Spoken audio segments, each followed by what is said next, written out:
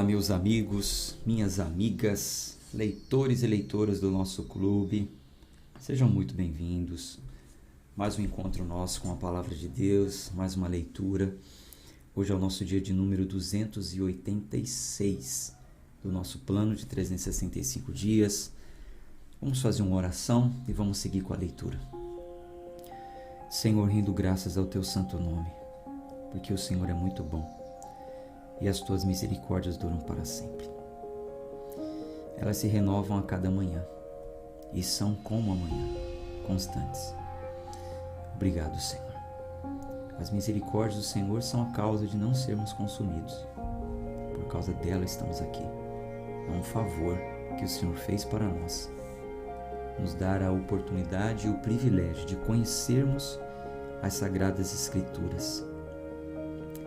Quão maravilhoso tem sido, Senhor, poder participar este ano deste clube, de ter esse encontro diário, de ter um tempo de leitura, de ter um tempo de comunhão. Tem sido maravilhoso, Senhor. Tem sido um refrigério para a nossa alma. Obrigado, Deus. Obrigado por tanto cuidado, por cuidar de cada um de nós. Louvamos o teu nome e pedimos que o Senhor fale conosco em mais esse dia. Oramos em nome de Jesus.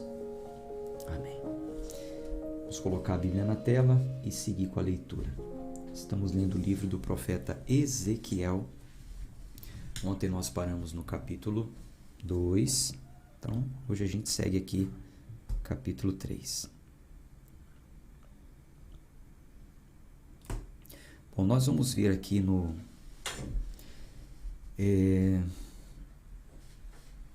capítulo 3, em continuação, do capítulo de ontem, quando o Senhor chamou Ezequiel e disse que Ezequiel falaria as palavras do Senhor para o povo que estava exilado.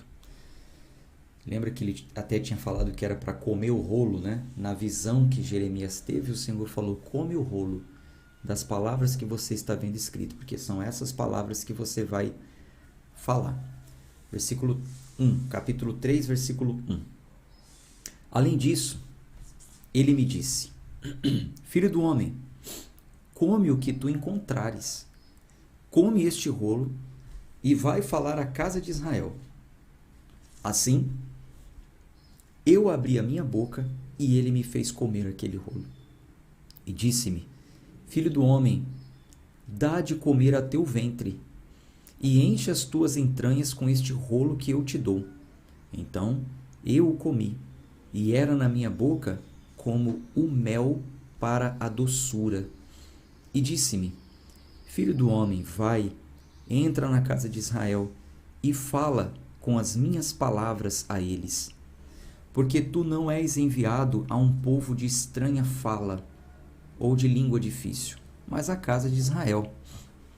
Nem há muitas pessoas de fala estranha e de dura linguagem, cujas palavras não possas entender.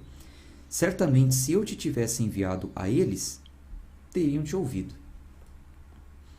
Mas a casa de Israel não te ouvirá, porque eles não me ouvirão, pois todos da casa de Israel são impudentes e duros de coração.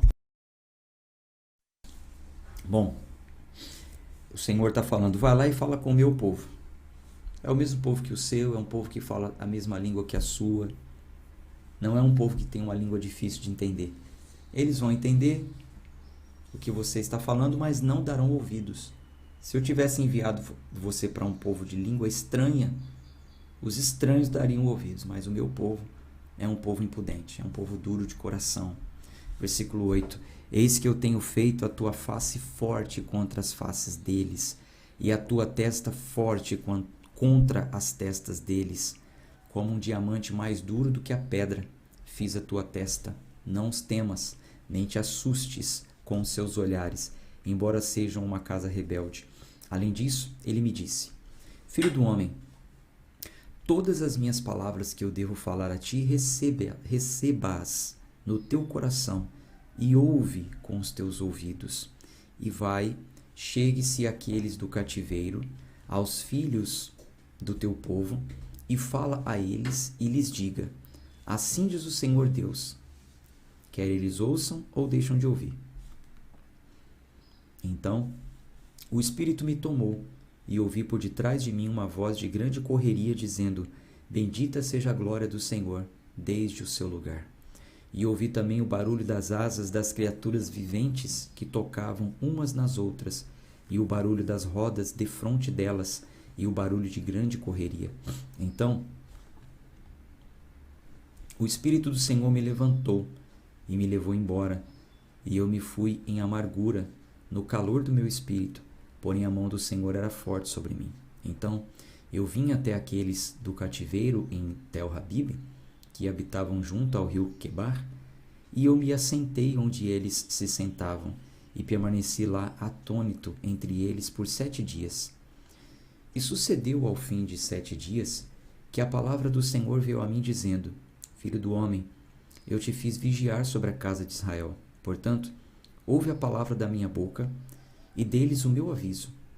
Quando eu disser ao perverso: tu certamente morrerás, e tu não o avisares, nem falares para advertir o perverso acerca do seu caminho perverso para salvar a sua vida, este homem perverso morrerá na sua iniquidade, mas o seu sangue eu exigirei da tua mão. Ainda assim, se avisares ao perverso, e ele não se afastar da sua perversidade e do seu mau caminho, ele morrerá na sua iniquidade, mas tu livraste a tua alma. Novamente, quando o homem justo se afastar da sua justiça e cometer a iniquidade, e eu puser uma pedra de tropeço diante dele, ele morrerá, porque tu não o avisastes, ele morrerá no seu pecado, e suas justiças que ele tiver praticado não serão lembradas, mas o seu sangue eu o requererei da tua mão. Pedra de tropeço aqui, gente, significa o seguinte: foi exposto, né? Foi colocado diante da pessoa um perigo. É como está lá em Jeremias 6. Para a gente entender melhor isso aqui, vamos aqui em Jeremias 6.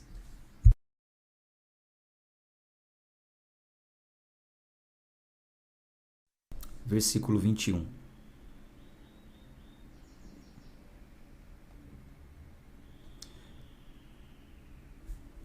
Portanto, assim diz o Senhor: eis que eu colocarei obstáculos perante este povo, e os pais e os filhos juntamente cairão sobre eles. O vizinho e o seu amigo perecerão. Então, pedra de tropeço seriam obstáculos, né? Obstáculos que seriam colocados diante das pessoas, como Jeremias já tinha avisado. Então, a gente vai lá em Ezequiel, capítulo 3, versículo 20, onde em todo o contexto Deus está falando para Ezequiel: avisa, alerta. Se você alertar e ele não der ouvido, problema dele, o sangue não vai ser requerido de você. Mas se eu falar para você avisar e você não avisar, eu vou requerer o sangue de você. Novamente, quando o homem justo se afastar da sua justiça e cometer iniquidade, e eu puser uma pedra de tropeço diante dele, ele morrerá.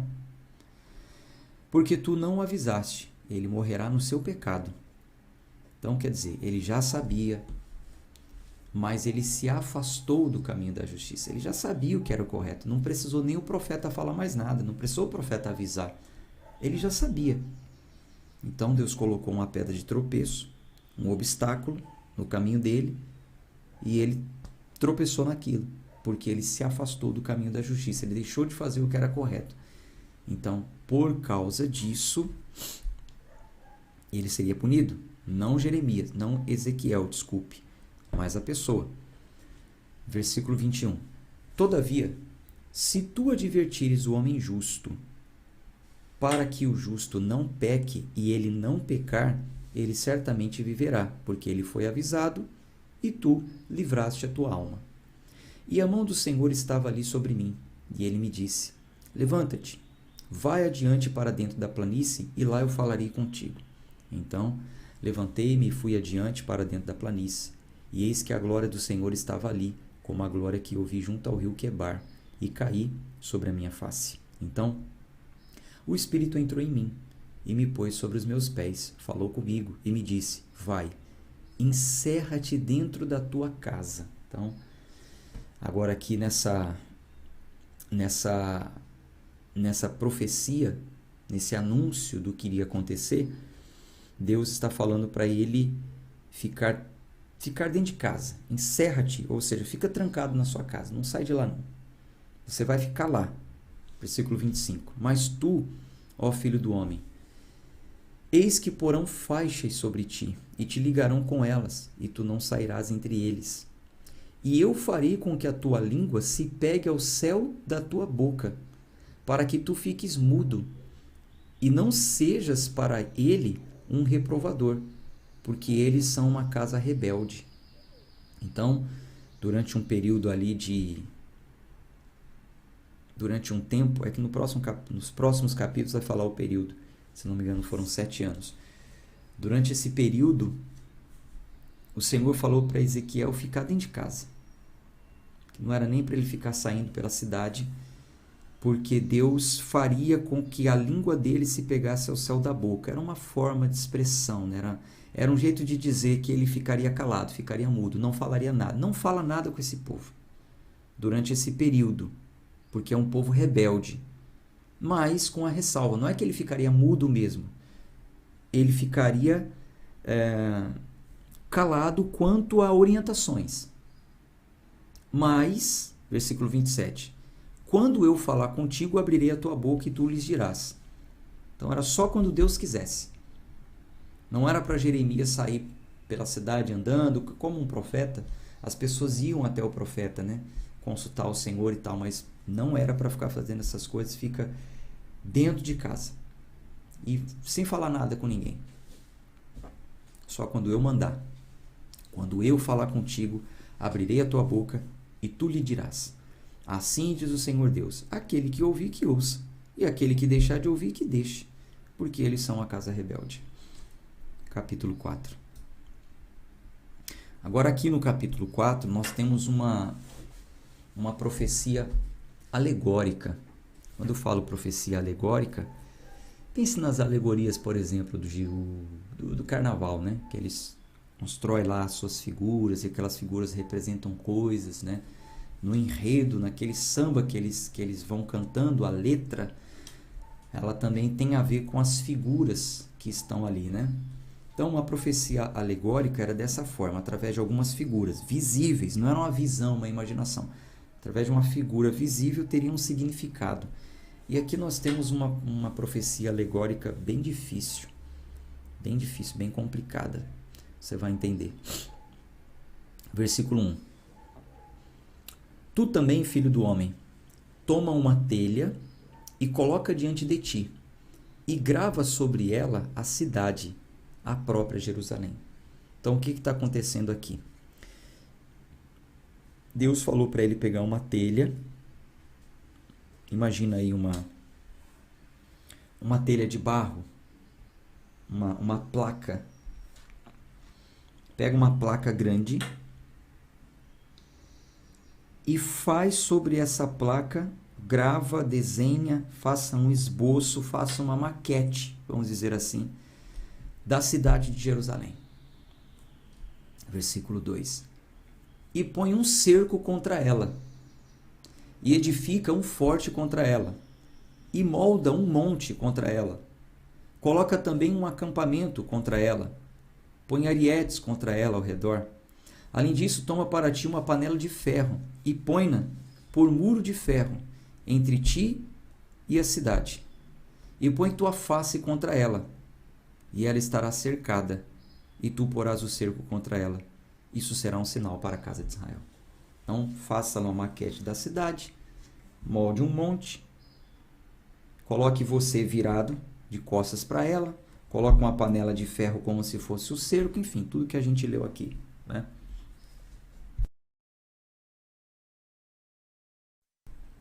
Isso seria um sinal. Versículo 4.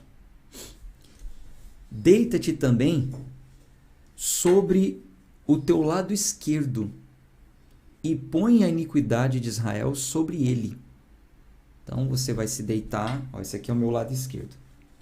Está ali a maquete da cidade que você fez. Deita-te sobre o lado esquerdo e coloca a iniquidade desse lado. de acordo com o número dos dias que te deitares sobre ele, tu suportarás as suas iniquidades. Porque eu tenho assinalado sobre ti os anos da sua iniquidade, de acordo com o número dos dias, 390 dias. Assim tu suportarás a iniquidade da casa de Israel. E quando os tiveres cumprido, deita-te novamente sobre o teu lado direito, e suportarás a iniquidade de Judá, da casa de Judá, por 40 dias. Eu tenho designado para ti um dia para cada ano. Então, uma profecia alegórica que continha toda uma simbologia. Eu não vou entrar em datações com você agora, isso aqui toma muito tempo, seria um estudo, né? Esses números representam, quando ele virado para o lado esquerdo, representa os anos que Jerusalém estava praticando iniquidade e o Senhor foi suportando. E tudo isso a gente já leu nos outros livros, né? Isso aqui era para o povo entender, ó, o que vocês estão passando hoje, aqui na Babilônia, é porque lá atrás, durante tantos anos, vocês praticavam iniquidade, Israel, e o Senhor suportou. Vira para Judá. Judá, vocês também. Lembra que o reino era dividido? Reino do sul e reino do norte? Reino do sul, Judá. Reino do norte, Israel.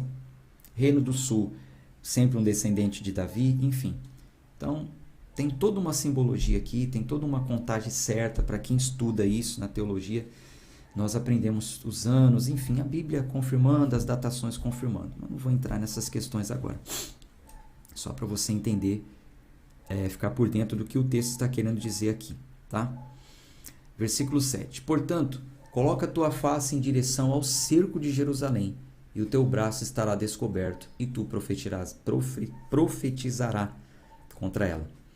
E eis que colocarei faixas sobre ti, e tu não te virarás de um lado para o outro, até que tenhas terminado os dias do teu cerco. Então, você imagina, gente, que coisa, né? Você imagina as pessoas passando e vendo Jeremias ali, deitado, virado para o lado esquerdo, diante de uma maquete da cidade. Então as pessoas chegavam ali e viam, o que é isso? O que significa? Por que o profeta está aí deitado? Então ali era uma forma de Deus falar, seria um sinal para o povo. Que difícil, né, a missão dos profetas naquele tempo, hein? Mas a coisa vai piorar para Ezequiel. Vamos ver aqui. Exato. O Vaguinho está falando durante todo esse tempo. Exato. É conforme está escrito aqui. Conforme está escrito. Ele fez coisa pior, Vaguinho. Vamos ver aqui, ó. Versículo 8 confirma o que o Vaguinho acabou de perguntar. Ó. Eis que coloquei faixas sobre ti e tu não te virarás de um lado para o outro até que tenhas terminado os dias do teu cerco. Toma também para ti trigo e cevada, e feijão e lentilhas, e pianço e pelos, e coloca-os em uma vasilha e faze-te um pão, de acordo com o número de dias que tu te deitares sobre o teu lado. 390 dias tu comerás disso. A comida do profeta foi essa aqui, ó, essa dieta aqui, que representava também o tempo em que o povo foi cercado e não tinha o que comer, porque esses alimentos aqui que estão sendo misturados para fazer esse pão, a história conta que nem cachorro comeria esse tipo de comida que Ezequiel teve que comer. Tinha todo um ritual, né, naquele tempo. Essa mistura aqui era uma coisa inaceitável naquele tempo para as pessoas, mas durante o cerco de Israel, o povo também ficou sem ter o que comer. Versículo 10. E o teu alimento que comerás será o peso de 20 shequels por dia. De tempo em tempo tu o comerás. Também beberás a água por medida, a sexta parte de um rim. De tempo em tempo beberás. E tu o comerás como bolos de cevada, e os cozinhará com esterco que sai do homem à vista deles. E o Senhor disse, assim mesmo comerão os filhos de Israel o seu pão contaminado entre os gentios, para onde os lançarei? Então Ezequiel disse: Ah, Senhor Deus, eis que minha alma não tem sido poluída, porque desde a minha juventude até agora nunca comi daquilo que morre por si mesmo, ou que é rasgado em pedaços, nem carne abominável entrou na minha boca. Então, Ezequiel, como fiel cumpridor da palavra, ele nunca tinha comido uma comida contaminada. A gente já leu lá nos livros de Moisés, quando o Senhor deu a orientação sobre o que comer e o que não comer, que não poderiam comer carne de animal que foi dilacerado, carne de animal que foi encontrado morto. E Ezequiel disse: eu me mantenho limpo. Versículo 15. Então ele me disse: eis que te dei esterco de vacas, em lugar de esterco de homem, e tu preparás o teu pão com ele. Aliviou um pouco, mas ainda assim, né? Versículo 16. Além disso, ele me disse: filho do homem, eis que eu quebrarei o báculo de pão em Jerusalém. Isso aqui é uma forma de dizer que destruiria o suprimento. Não teria suprimento. Eles não teriam o que comer. E eles comerão pão por peso e com cuidado, e a água beberão por medida e com espanto, para que eles tenham falta de pão e de água, e se espantem uns com os outros, e se consumam por suas iniquidades. Que missão difícil, hein? Que profecia, né? Que forma de mostrar para as pessoas daquele tempo o que Deus estaria fazendo. Isso aqui é um profeta, né? Aí hoje em dia a gente vê aí os profetas de hoje, né?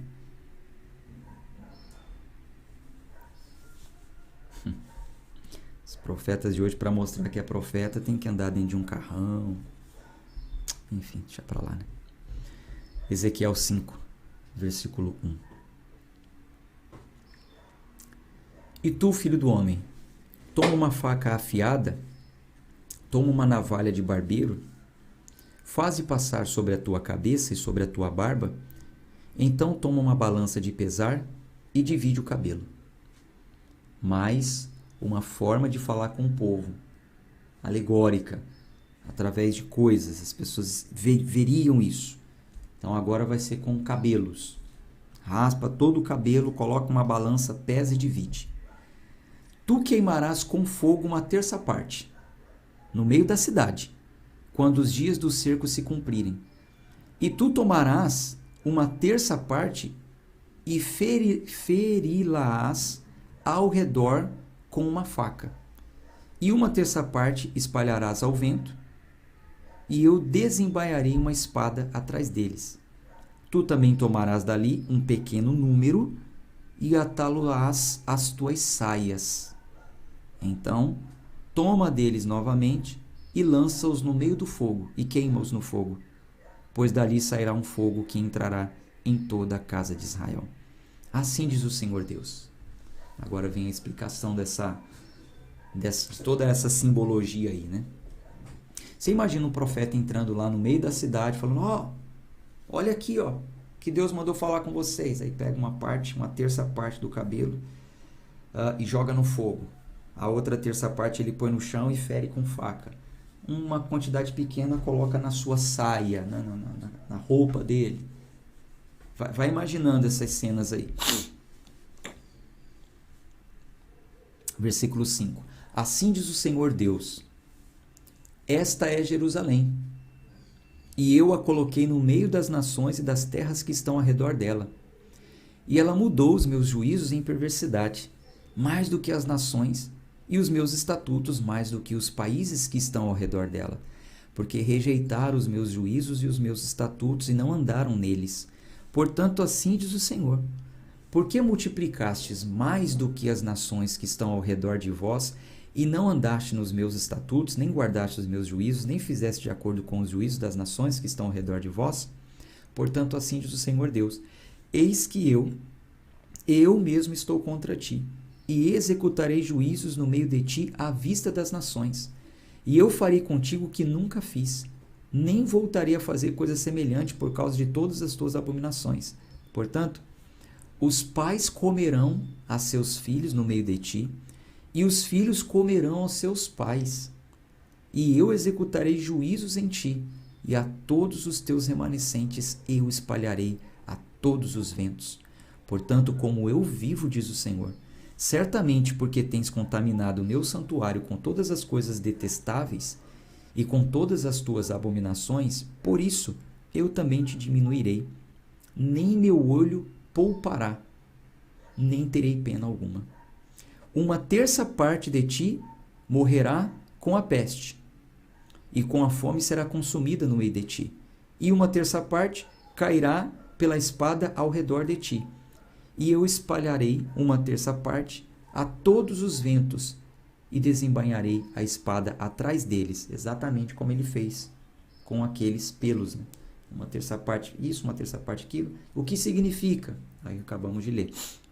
Versículo 13. Assim, a minha ira se cumprirá, e eu farei a minha ira descansar sobre eles, e me consolarei. E saberão que eu, o Senhor, tenho falado isso no meu zelo, quando eu tiver cumprido a minha fúria neles. Além disso, eu farei de ti lixo e vergonha entre as nações que estão ao redor de ti, à vista de todos os que passarem. Então, ele será uma vergonha e um escárnio, uma instrução e um espanto às nações que estão ao redor de ti. Quando eu executar juízos em ti, na ira e na fúria, e com repreensões furiosas, eu, o Senhor, tenho falado isso. Quando eu enviar sobre eles as malignas flechas da fome, que servirão para a destruição deles, e as quais eu enviarei para vos destruir, e aumentarei a fome sobre vós, e vos quebrarei o báculo do pão. Assim, eu enviarei sobre vós a fome e animais malignos, e eles te desolarão, e peste e sangue passarão por ti, e trarei a espada sobre ti. Eu, o Senhor, tenho falado isso. Bom, a gente para por aqui. Amanhã a gente continua no mesmo horário, se Deus quiser. Um abraço, gente, de fé e força. Vamos seguir firmes, hein, no nosso propósito. Estamos caminhando para a conclusão já, falta muito pouco. Não é hora de ninguém desistir, hein? Tchau, tchau.